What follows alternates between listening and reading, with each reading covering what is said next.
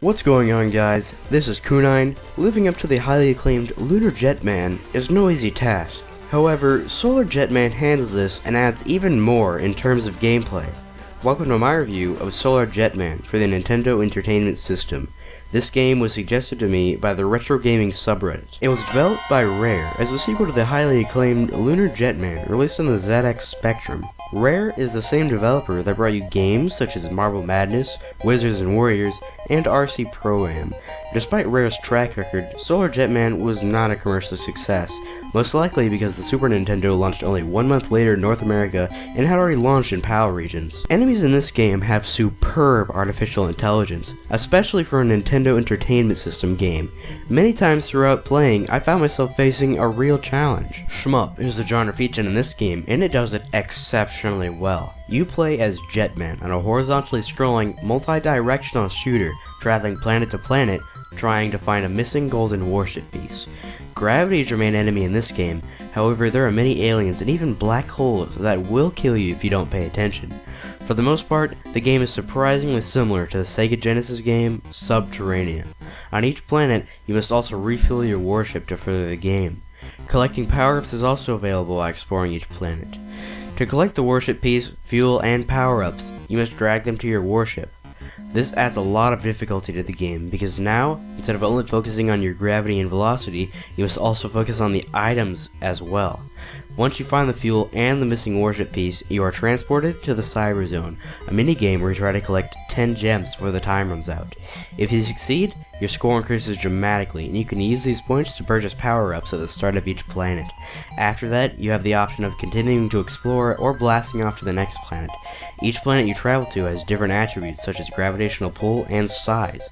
When the golden warship is completed, the gameplay changes dramatically for the final level, turning into a game similar to R-Type. The game is controlled as you would expect it to be. The D-pad controls all directional movement, the B button is used to fire your weapon, and the A button is used to thrust yourself forward.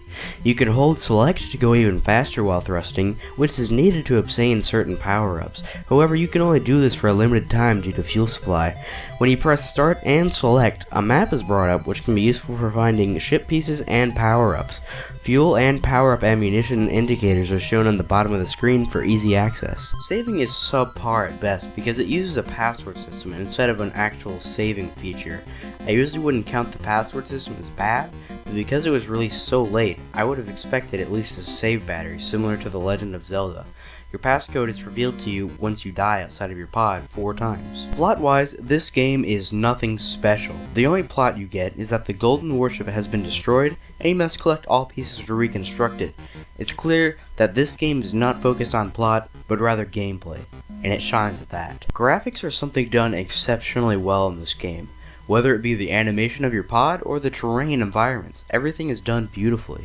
Colors are not used sparingly either. This is one of the most colorful games I've seen on the Nintendo Entertainment System. Musically, this game is among the greats. Though not many tracks, the music sounds like much thought went into each track.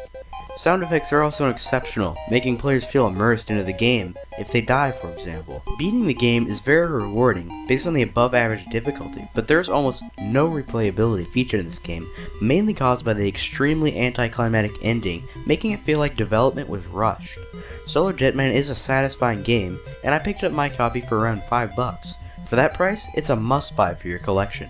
I'm giving Solar Jetman an 8.0 out of 10 based on the superb artificial intelligence, impressive gameplay, satisfying graphics, and great music.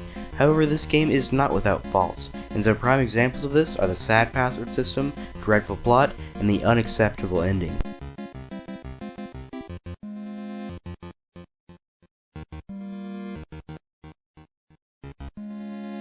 Disagree? Have suggestions for the next video? Leave what you would have scored the game and any suggestions you might have in the comments. My last video was a review of The Guardian Legend, an exceptional game made by Compile. Click here to check it out. Be sure to like this video if you enjoyed it, and subscribe if you want to see similar content.